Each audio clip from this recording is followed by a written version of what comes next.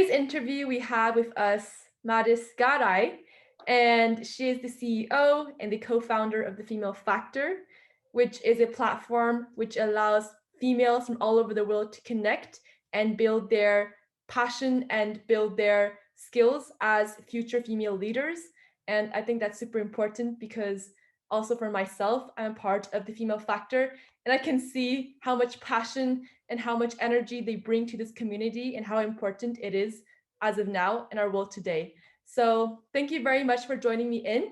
And also I want to add that I also heard from your side that you are very passionate about diversity and inclusion. So you're basically the perfect candidate for today's interview. And yeah, I can't wait to start the interview and get to know what your personal perspective about culture and corporate culture is. Yes. Thank you so much for this nice intro. I'm very excited. Yeah, of course, for sure. Nice. Then before we actually get really into the questions, my first question is actually for the audience to get to know you a bit more. So if, for example, you can do a short introduction of where you're from, what your past experiences in the corporate world was, what you do as the founder of Female Factor, let us know exactly. Sure. Yeah, absolutely. So I'm Mahdis. My parents are originally from Iran, but I was born and raised in Austria in a little village in the countryside. And I studied business in Vienna in the US and started my first company when I was 23, and then pretty much got into a leadership role early on. So I led the offices of an airline in 2 countries, and I was responsible for all operations and especially the European market with a team of around 35 people. And what I noticed there was that especially when it came to decision makers, it was very male dominated area. And for me, it was always tough to kind of go against that wall. And I felt like on a structural level, we just had so much work to do when it came to the leadership gap. And so 7 years into that career, so to say, leading that organization, we actually became financially the most successful branch of the airline in Europe. And I have to say, I did recruit, I think 70% women. So not to be biased, but it was an incredible team. And that was for sure one of the factors that, the main factor that led to the success. It's always the people.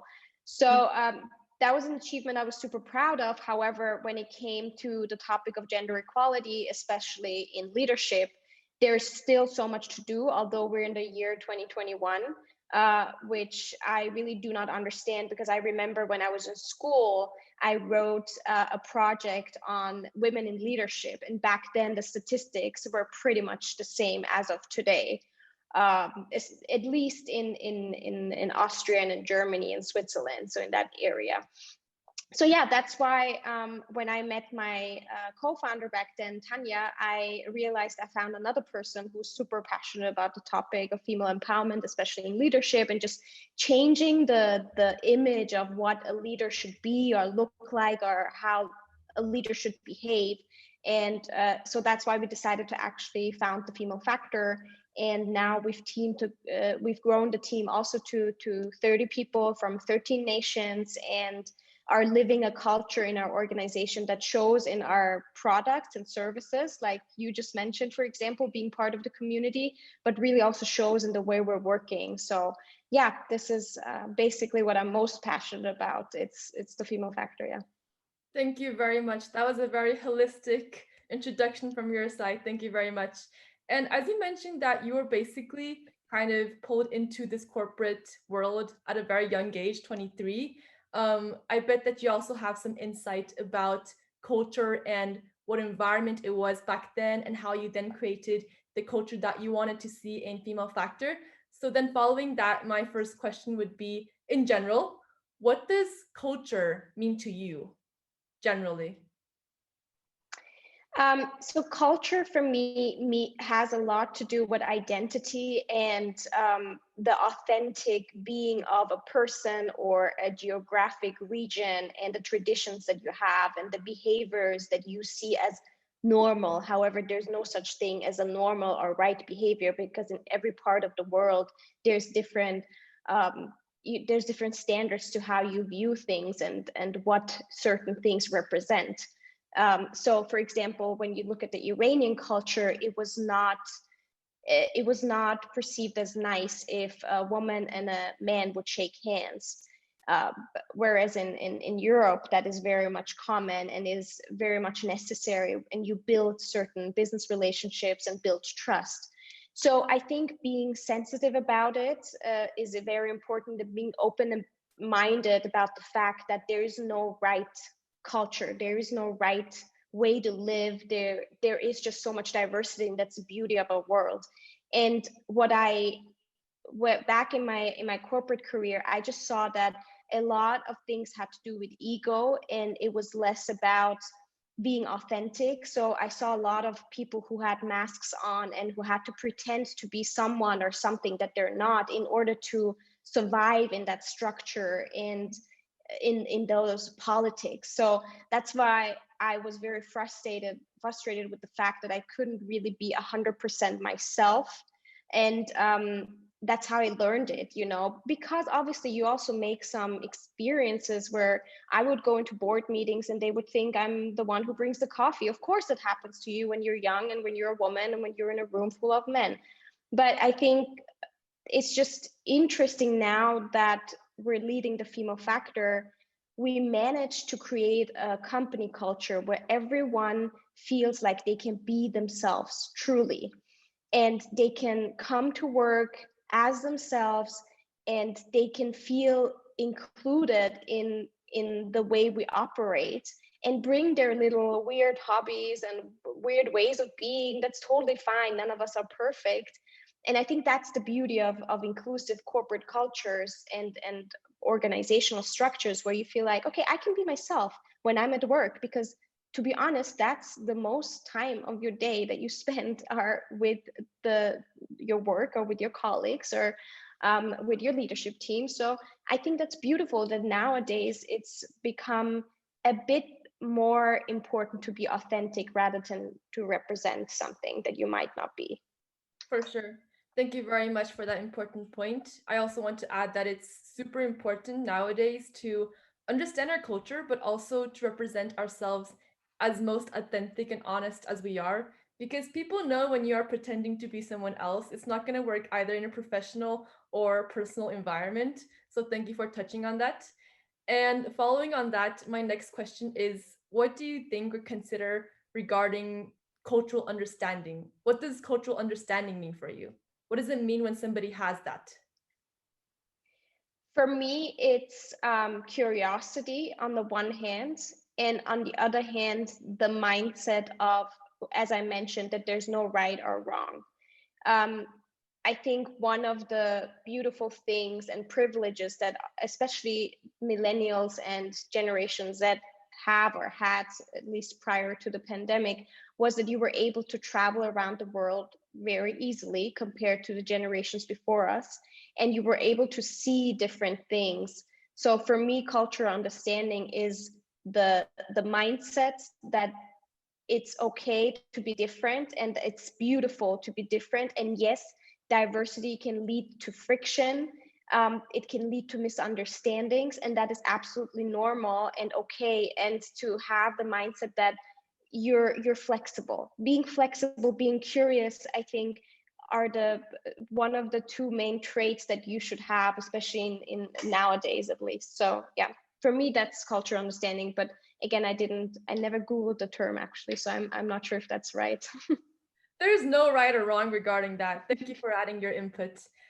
Also, you mentioned in your last words that it's super important to understand what it means to come from different places and also how it's relevant nowadays. Can you actually add on to that and tell me, how do you see the relevance of cultural understanding specifically now? So nowadays that we are kind of in a digital economy, and we're so connected on so many levels, And for companies, for example, when they source talent, and that's where we as the Female Factor are very active. So we support companies in hiring and retaining diverse talent, with especially a focus on female talent and gender equality. You need to source from different countries. And the beauty of it is now with remote structures, you have the freedom to, for example, have a workforce from, I don't even know how many countries. So you need to recruit, and the people who recruit need to be aware of different cultures and need to understand that what might work for one part of the world does not work for the other part of the world, obviously. So I think that's why it's even more crucial nowadays, because we're so interconnected, and the beauty is that we set up companies with a very diverse workforce. Right. Awesome. And my following question is, as you mentioned about corporate cultural diversity, my question is, how much do you think your current corporate cultural diversity affect your own perceptions of cultural diversity? You mean my current one at the Female Factor? Yes. Oh my God, so much.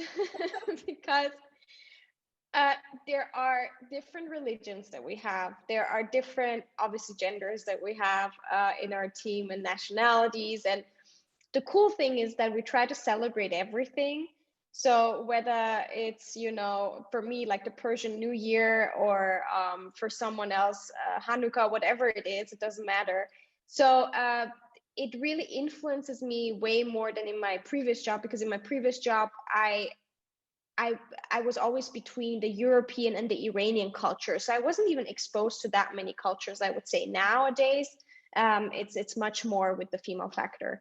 So it also changes my perception often. And there are certain unconscious biases that all of us have based on how we grew up and where we grew up, and what perspectives were given to us, or what experiences we made throughout our life, what our parents taught us, or whoever.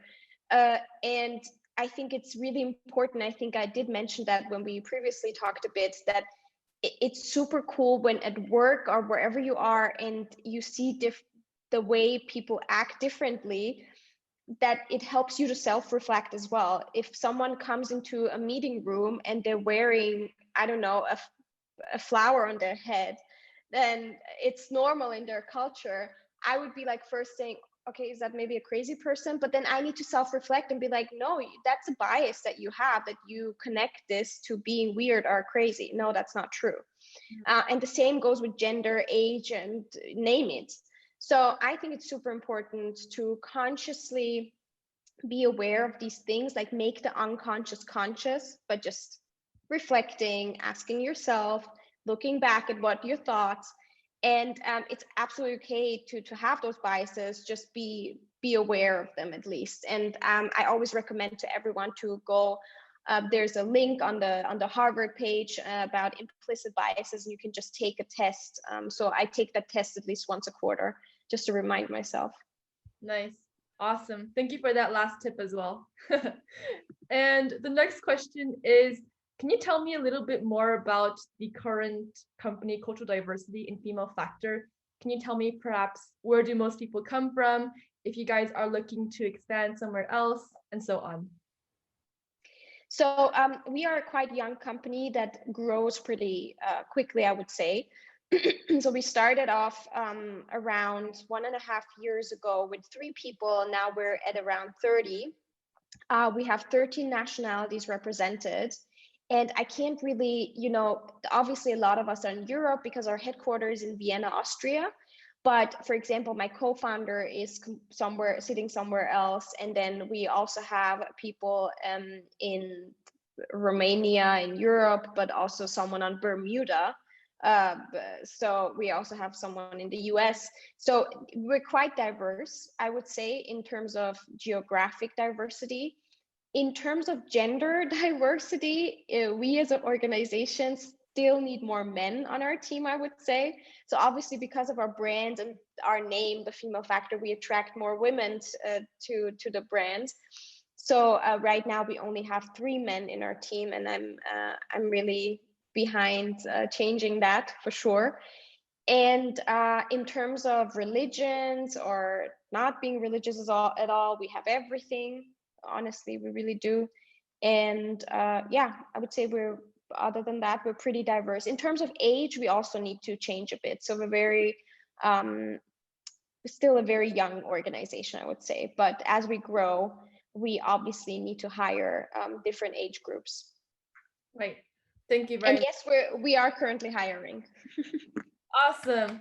Do you guys hear that? Yes. You can pop me a link if you want for recruitment as well. Sure, later. yeah. Awesome.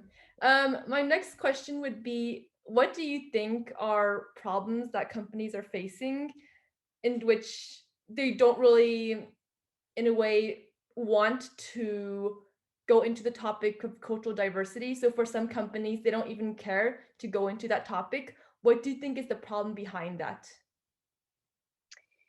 So companies up to now were mostly profit oriented. So what matters is the business case, and what matters are numbers. However, we all know, and I think every CEO is aware, that the number one assets that a company has are the people. And if you look at the workforce now, in a couple of years, millennials and also Generation Z will be the predominant generation in the workforce. And for that generation, purpose, impact, flexibility, diversity, and inclusion are main drivers to be happy. So companies need to change and need to be very, very inclusive. Otherwise, they're going to lose the best talents, and they're not going to be able to attract new talent, and B, retain existing talent and empower them to actually get into leadership positions. And where we're working right now is very much on the leadership level. So we work with organizations who are willing to accept the fact that they need to improve there. And what often happens is when you recruit someone, if it's one single person having an interview with someone else, there is the danger of the mini-me effect, meaning that you recruit someone who is your mini-me. Doesn't even need to be like in terms of gender. It can be is similar to your personality, similar to your culture, and then unfortunately you're too biased. And if you always have these mini-me's, then nothing's going to change in the structure, at least not on management level. So that's why we very much support on the recruiting level. So just as a tip, if you're recruiting, make sure that your recruiting team or your recruiters are diverse, that there's at least 4 or 5 people on the recruiting side representing different groups, so that you avoid that mini-me effect. So I think I think most companies have understood that it's the only way to survive, and that an inclusive culture is not a nice to have. It's really a driver for profit, for sustainability. So I do think the understanding is there. The how to get there, there's still work to do for sure. Right. I love how you added that, because I feel like there's definitely a lot of room to still improve around this topic. And following on to that, my question would be, do you guys have some current things that you are doing in terms of tools or programs you're doing to kind of actively increase the cultural or the already cultural diverse team and community in the female factor? Do you mean in terms of us as a community, because we work with a membership model, so obviously we're taking on members, or do you mean for us as a company recruiting new team members? Yes, you guys as a company. As a company, yeah. So what we do in the application process is that we ask certain values, and we don't ask for a picture in the CV, which is still common in the German-speaking region. However, we do ask for a video, because we want to understand how the person is, and yeah, it just gives you a better understanding. And then the next step for us is that we make sure that at least 3 to 4 people speak with that candidate from our team, and it's not only one person having the interviews and making the decision of whether we're going to hire them or not. And I mean, for us, it's easy because my co-founder and I we're two, so we're actually co-CEOs as well. So we very much believe in dual leadership. That's why we make all decisions with four eyes, so to say. And that's how we're doing it right now in terms of the recruiting process. And in terms of talent retention, I would say it's basically all the offerings that we have for our members, whether it's in terms of empowerment or growth or development. We very much enable all our talents to use those services as well. And we have our monthly talks, we have our monthly family gatherings, so to say, because especially as a remote structure, because we're completely remote as a company, even prior to the pandemic, you need a lot of team activities and you need a lot of things that bring the team together, so to say. Yeah, for sure. Awesome. And right now we're actually going to move to like another small section, which is on the topic of storytelling, because as you might have already heard, raw culture is basically based on the model of storytelling, providing workshops regarding that on cultural understanding. So my first question is then, do you think storytelling is an effective way to understand and reach people? Why or why not? Absolutely. In terms of, for example, us as an organization being a good employer and being seen as an employer, the best weapon we have are our own team members. And when we show stories of them telling their story, how they bring themselves into the company, how they can be themselves, what kind of tasks they have, what kind of projects they lead, what they learn, those are the best ambassadors. So yes, storytelling is essential. I mean, it's essential in every part of business and every part of our lives, but especially in terms of culture and how you are being seen. The best way to do that is to actually show just the story of your team members, in my opinion. Right. And one question following that is, there's some people who just don't really bother to listen to other stories because they don't want to like listen to a 10-minute long bio of like another person. So like, what do you say to people like that? Like, is it hard to then reach them, and how would you reach them if you can't touch them with your personal experience and storytelling? Well, it depends. Maybe they would use some applications that are just easier. I mean, right now there's the hype around Clubhouse where you only use audio, like all of that might reach a certain audience. We don't know. You might come up with another application or someone else. I think, yeah, I mean, if you can't reach them, well, then screw that. You don't need to make everyone happy. You're not a jar of Nutella, and it's fine. And I think that's the danger of when you start something and you want to tell your story and you want it to be heard, and then it's not heard by a certain target group and you get frustrated and take it personally or whatever. No, it's fine. You're not here to be liked by everyone, and those who want or need to hear that story will hear it. I love that. That's actually the last question. So I love how you ended on that note, because it goes back to being authentic, and in terms of culture, that is super relevant because the idea is to bring yourself fully to the table. So thank you for ending to that. And yeah, I really appreciated this interview. I think it was very insightful. I got to know your own perspective. And yeah, that was really nice. Thank you very much for joining me in. Do you have a couple of last words? Just be yourself, and thank you so much for starting this. You're doing a cool thing. Thank you for having me. Awesome. Thank you very much.